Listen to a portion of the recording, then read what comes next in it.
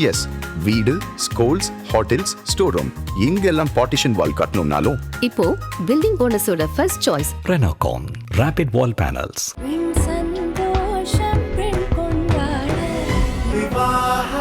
மணப்பெண்ணின் பிரத்யேகமான திருமணம் விவாஹா தி சென்னை சில்க்ஸ். பெண் சாபம் அடைந்த நிலங்கள், வீடுகள் இது மாதிரி எல்லாம் இருக்கு. ஸோ இந்த விஷயத்த ஒரு மக்கள் எப்படி சார் அப்ரோச் பண்ணலாம்? கட்டடம் கட்டும்போது பெண் சாபம் மனைகள் கிட்டே போகவே முடியாது, தடங்கள் ஏற்படும். வடகிழக்கு பாதிக்க அடைந்த வீடுகள் என்ன திருமணம் ஆகாது, பல பிரச்சனை உருவாகும். வாஸ்துல இந்த மாதிரி வீடுகள் பாதிக்கப்பட்ட வீடுகளுக்கு வழிபட வேண்டிய கோயில்கள் நிறைய இருக்குது. நான் ஒரு குறிப்பிட்ட கோயில்களை சொல்றேன்.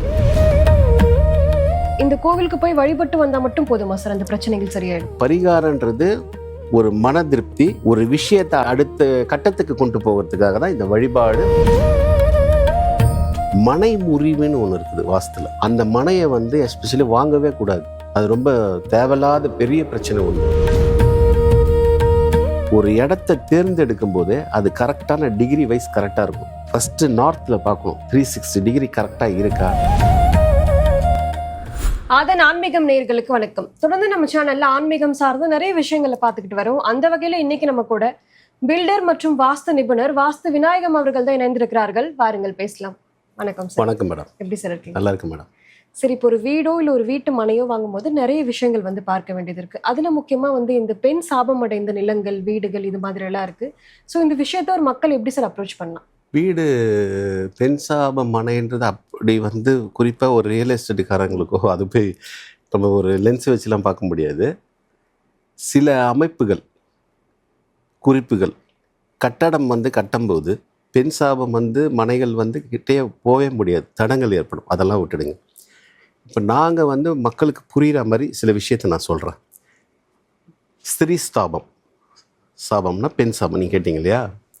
பொதுவாகவே இந்த வாஸ்துல பார்த்தீங்கன்னா இந்த வடகிழக்கு பாகம் இருக்கு இல்லையா, வடகிழக்கு பாகமும் கிழக்கு பாகமும் இந்த இரண்டு பகுதியும் பாதிப்பு அடைந்திருந்தால், எஸ்பெஷலி படிக்கட்டு, செப்டி டேங்க்கு, இல்லை உயரமாகவோ மலை சார்ந்த பகுதியோ இல்லை கோயில் கோபுரமோ அந்த வடகிழக்கில் மறைத்திருந்தால், கிழக்கு பாகம் மறைக்கப்பட்டு இருந்தால், கோயில் கோபுரம் இருந்தால் கூட சரி, இந்த மாதிரி அமைப்பெல்லாம் வடகிழக்கு கிழக்கு இந்த மாதிரி இருக்கிற வீடுகள், கட்டப்பட்ட வீடுகள் குறிப்பாக இந்த வீடுகளோட எடுத்து ஆய்வு பண்ணி பார்க்கும்போது அந்த குடும்பத்தில் யாரோ ஒருத்தர் பண்ணது, தாத்தாவோ இல்லை தகப்பனோ இல்லை நம்மளுடைய கரண்ட் ஜெனரேஷனோ அந்த சாபத்துக்கு உள்ளாக்கியிருப்பாங்க. பெண் சாபத்துக்கு ஏதோ ஒரு விஷயத்தில் அவங்க ஆளாகப்பட்டிருங்க. அந்த வீடு சொல்லும். இப்போ போய் கண்டுபிடிக்கிற விஷயம் என்னென்னா, அந்த வீட்டை பார்க்கும்போதே வடகிழக்கு பாதிப்பு அடைந்த வீடை நம்ம நுட்பமாக கவனிக்கும் போகும்போது இந்த மாதிரி சாபத்து உள்ள ஆட்களும் அங்கே இருக்கிறாங்க. யாரோ ஒரு மூதாதையர்கள் கூட பண்ணியிருப்பாங்க. அப்படியேப்பட்டவங்கள தான் இந்த யூனிவர்சல், அதுவும் இந்த வாஸ்து என்ன சொல்லுதுன்னா, அவங்கள தான் அதை கூப்பிடும், அவங்கள தான் தங்க வைக்கும்.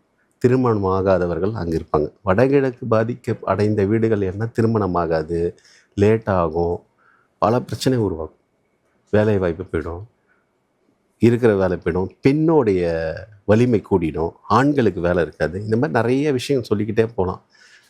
பொருளாதார தடை, அதே மாதிரி குடிப்பழக்கம், அந்த மாதிரி விஷயம், ஒரு விஷயத்தில் அடிக்ஷன் ஆகிடுவாங்க. இந்த மாதிரி விஷயம்லாம் வடக்கு கிழக்கு சார்ந்த இது. அப்போ இந்த பெண் சாபத்தில் இருக்கிற வீடுங்களுக்கு என்ன தான் சார் ஒரு வழி, பரிகாரம் அப்படின்ட்டு மக்கள் எடுத்தோன்னே பரிகாரம் தானே கேட்குறாங்க. அப்படி கேட்கும்போது நம்மளா சில விஷயத்தை ரெகுலராக ஒன்று நம்ம ஆய்வு பண்ணிக்கிட்டு தான் இருக்கோம். டே பை டே என்னென்னு சொல்லிட்டு பல பரிகாரங்கள் கோயிலெலாம் சொல்கிறோம். என்ன தான் கோயில் குளம்லாம் நம்ம சொன்னாலும் அது 50-60%. வாஸ்தை பொறுத்த வரைக்கும் நான் எப்பவுமே தொடர்ந்து வலியுறுத்துறது டிஸ்போஸ் அண்ட் டெமாலிஷ். தவறான விஷயத்தில் இருந்தால் கட் பண்ணி போட்டுருணும், உடைக்கணும். அப்போ தான் அது வேலை செய்யும். அதையே வச்சுட்டுலாம் காலத்தை ஓட்ட முடியாது. இந்த பரிகாரன்றதுக்கு வழிவகுக்கிறதுக்காக ஒரு கோயில் வழிபாடு, சில பரிகாரம் பண்ணும்போது ரூட்டு கிளியர் பண்ணுற கொடுக்கும். அப்படியே உக்காந்துகிட்டே இருக்கிறான் இல்லையா, எந்த ஒரு வழி பிறக்காதன்னும் போது ஒரு சின்னதாக ஒரு க்ரீன் சிக்னல், ஒரு ஒளி வட்டம் என்று சொல்லக்கூடிய அந்த விஷயத்துக்கு தான் இந்த பரிகாரம். பரிகாரத்தையே பண்ணிட்டு உட்காரக்கூடாது. எந்த ஒரு விஷயமுமே சரி, ஒரு ரூட்டு கொடுத்துட்டாங்கன்னா நம்ம அதை பிடிச்சிட்டு போயிட்டே இருக்கணும். அதுதான். அப்போ இந்த பெண் சாபத்தில் இருந்தது இந்த எஸ்பெஷலி இந்த வடகிழக்கு கிழக்கு பகுதிக்கு என்னன்னு பார்த்தீங்கன்னா, இதில் அதிகமாக பாதிக்கப்பட்ட புராண கதைகள் எடுத்துக்கலாம், இல்லை நம்ம இதிகாசத்தை எடுத்துக்கலாம். அப்படின்னு பார்த்தா இந்திரன் தான் அந்த பெண் சாபத்துக்கு மிகப்பெரிய ஆளாகப்பட்டவர். இந்திரன் தேவர்களின் தலைவர்னு சொல்கிறாங்க இல்லையா, அகலியோட சாபத்துக்கு ஆளாகிறார்.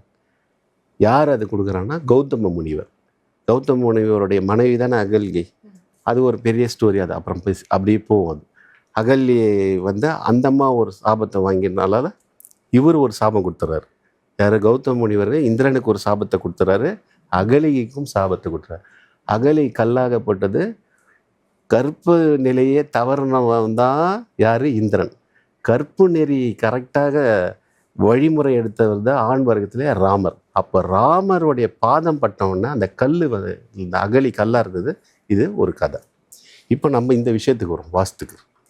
வாஸ்துல இந்த மாதிரி வீடுகள், பாதிக்கப்பட்ட வீடுகளுக்கு வழிபட வேண்டிய கோயில்கள் நிறைய இருக்குது. நான் ஒரு குறிப்பிட்ட கோயில்களை சொல்கிறேன். நம்ம ஊரில் இருக்கிற கோயில் இந்திரன் வழிபட்ட ஸ்தலம் கச்சனம், திருவாரூர் திருத்துறைப்பூண்டியில் இருக்குது. கை சினேஸ்வரர். அந்த கைகள் பட்டனால அவர் என்ன பண்ணுவார்னா, ஒரு குறிப்பிட்ட காலம் வரைக்கும் இந்த பாவ விமோச்சனம் போகணும்னு சொல்லிட்டு மண்ணால் லிங்கத்தை பிடிப்பார். யார்? இந்திரன். பண்ணிட்டு வழிபாடு பண்ணிவிட்டு அந்த லிங்கத்தை கரைச்சிடுவார், ஆற்றுல கரைச்சிடுவார்.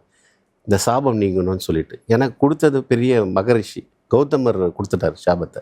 அப்போ இறைவன்கிட்ட போய் வேண்டுறாரு. இது ஒரு முறையும் பண்ணும்போது ஒரு காலகட்டத்தில் என்ன ஆகுதுன்னா, இது தொடர்ந்து வழிபாடு பண்ணுறாரு, சாப விமோசனம் வரணும். அப்போ மணலால் பட்டு கையில் அவர் வந்து அந்த கையில் அச்சு அப்படியே பதிஞ்சிடுது. அது அன்னைக்கு வந்து அதை எடுக்கவே முடியல. அந்த மண் லிங்கத்தை அவரால் எடுக்க முடியல.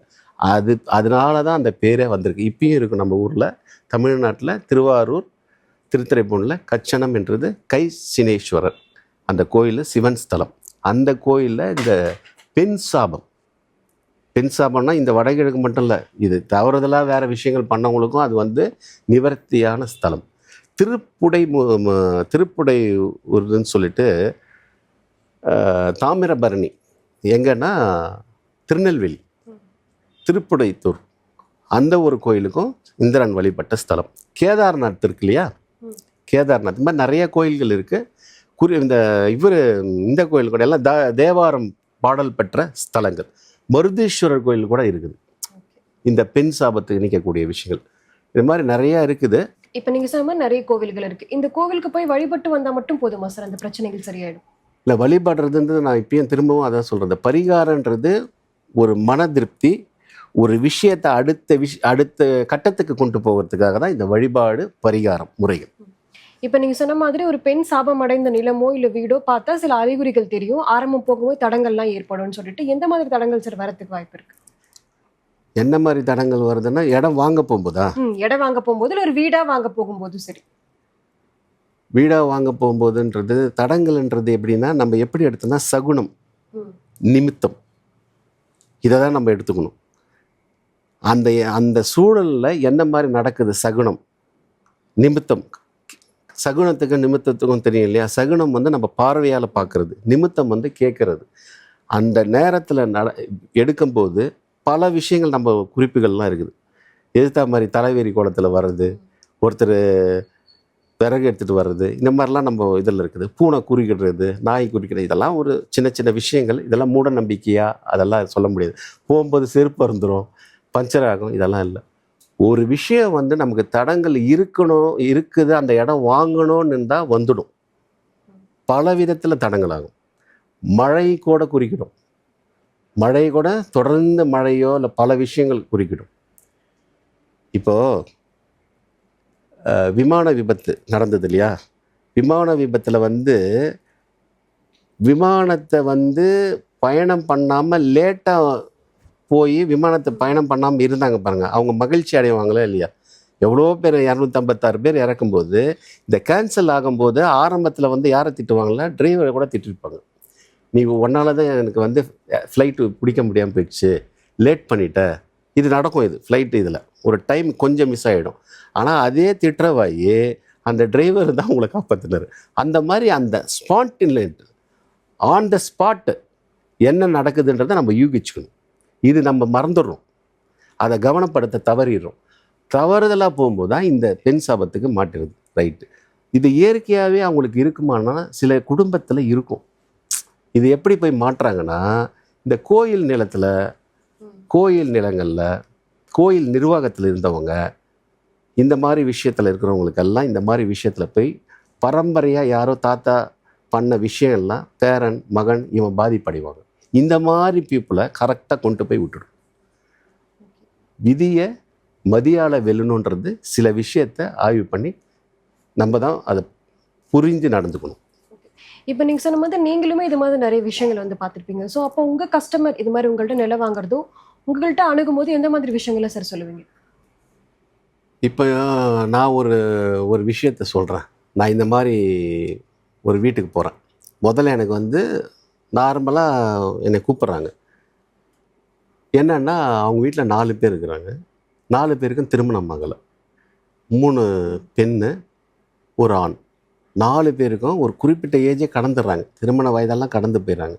அப்போ நான் போகிறேன். நான் போய் பார்க்கும்போது ஃபஸ்ட்டு அடிப்படையாக போகிறேன். என்ன இருக்கும், ஏன் இந்த காரணம் இவங்களுக்கு திருமண தடை வருது அப்படின்ட்டு தான் நான் போகிறேன் அந்த வீட்டை பார்க்குறதுக்கு. போய் பார்க்குறேன், வீடெல்லாம் ஆய்வு பண்ணுறேன், இடத்தெல்லாம் ஆய்வு பண்ணுறேன். பார்த்துட்டா நான் எதிர்பார்த்த மாதிரியே அங்கே இருக்குது.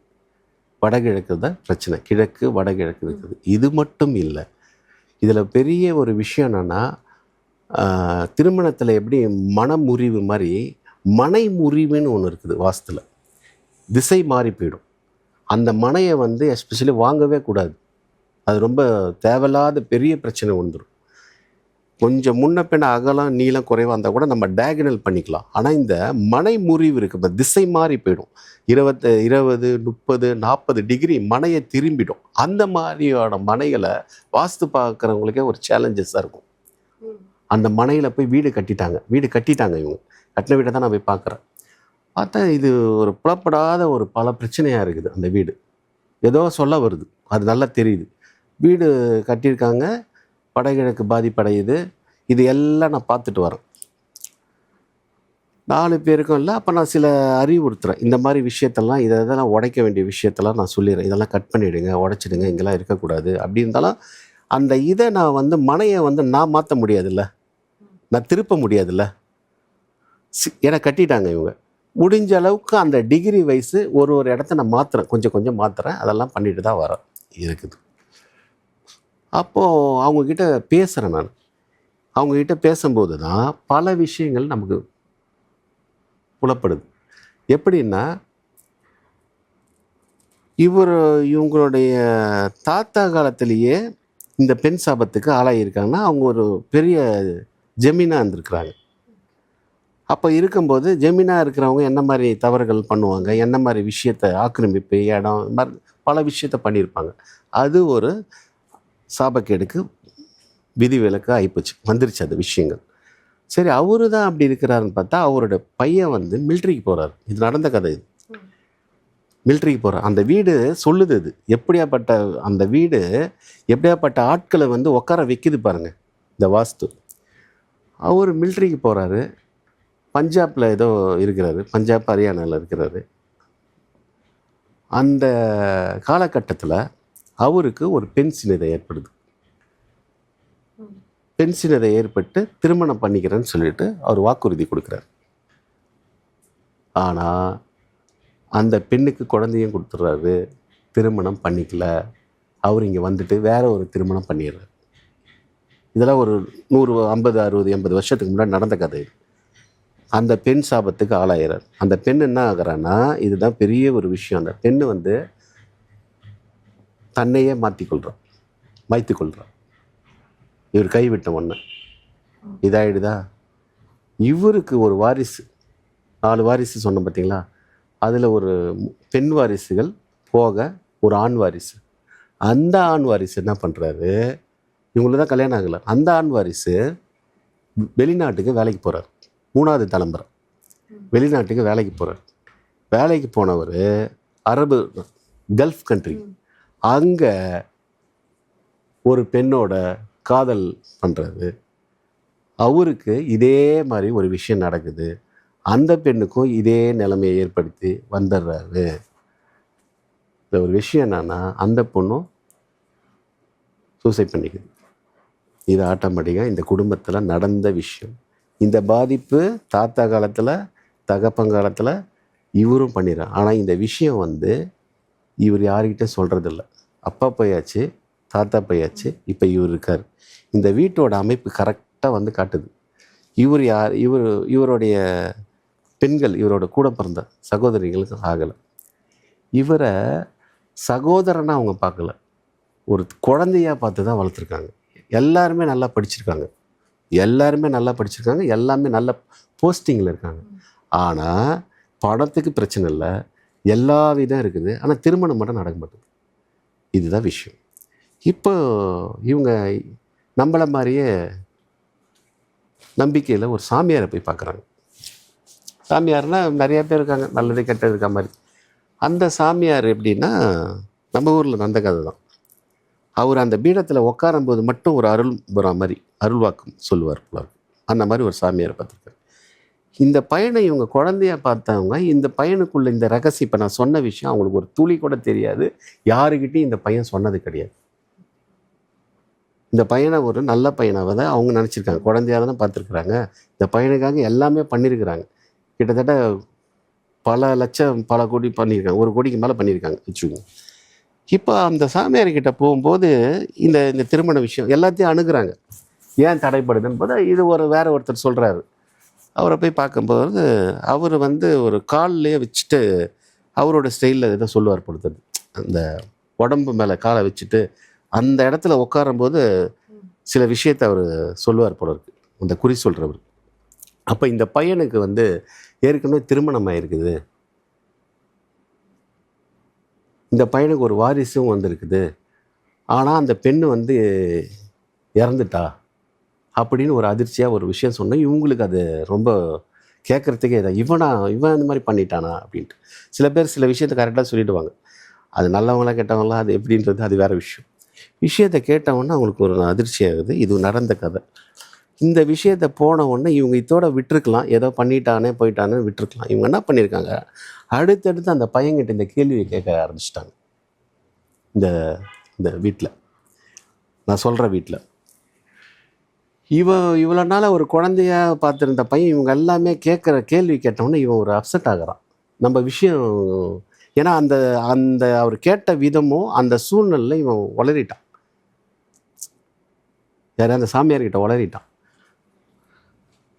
இவங்க வந்து நீ இப்படி பண்ணிட்டியான்னும் போது இவங்க எல்லாருமே ஒரு அப்செட் ஆகிட்டாங்க. ஏன்னா இவன் ஒரு நல்ல பையனாச்சே, இவன் இப்படி பண்ணிட்டானே, ஒரு பெண்ணையே இது மாதிரி பண்ணிட்டு வந்துட்டானேன்ட்டு அச்சத்தில் இவங்க கேட்குறாங்க. இது ஒரு வாக்குவாதம் போகுது. ஒரு கட்டத்தில் நான் எதுவுமே பண்ண மாட்டேன் அப்படின்னு ஒரு கட்டத்தில் அவனை வந்து ஒரு ஒதுக்கி வைக்கிற மாதிரி போகுது. இது என்ன ஒரு பிரச்சனைனா, இதுதான் ரொம்ப துன்பியல் செயல்ன்ற மாதிரி இந்த பையன் அப்செட் ஆகிட்டான். அப்செட் ஆகி இந்த பையன் அந்த வீட்டிலேயே தன்னைத்தானே மரணிச்சிக்கலாம். இது நடந்த விஷயம். இது அப்போ பெண் சாபன்றது 100க்கு 100 இருக்குது. அதுக்கு உண்டான வேலையை நம்ம கரெக்டாக பண்ணிடணும். இல்லைன்னா அது தொடர்ந்து வருது இருக்குது, உண்மைதான். இப்போ அதன் பிறகு உங்களுக்கு சரியா சார் நீங்கள் சொன்ன இந்த டெமாலிஷன்லாம் பண்ணது பிறகு? இல்லை, அது அப்படியே இந்த எப்படின்னா அந்த பையன் இறந்ததுலேருந்து அப்படியே இருக்குது. இப்போ எல்லாமே ஸ்டாப்பு. அப்செட் ஆகிட்டாங்க. இது வந்து ஏன்னா அவங்க பல தரப்பட்ட போய் பார்க்குறாங்க, எல்லாரையும் பார்க்குறாங்க, சாமியாரை பார்க்குறாங்க, கோயிலுக்கு போகிறாங்க, வாஸ்துக்காரை பார்க்குறாங்க, எல்லாத்தையும் பார்க்குறாங்க. ஆனால் அப்படியே இருக்குது. அது மூதாதையரில் வந்த சாபமா, அந்த மனையோட சாபம். நான் இன்னொரு விஷயம் சொன்னேன் பார்த்தீங்களா, வாஸ்து தாண்டி அந்த நிலமே மனைமுறிவு, அதுவே சரி கிடையாது.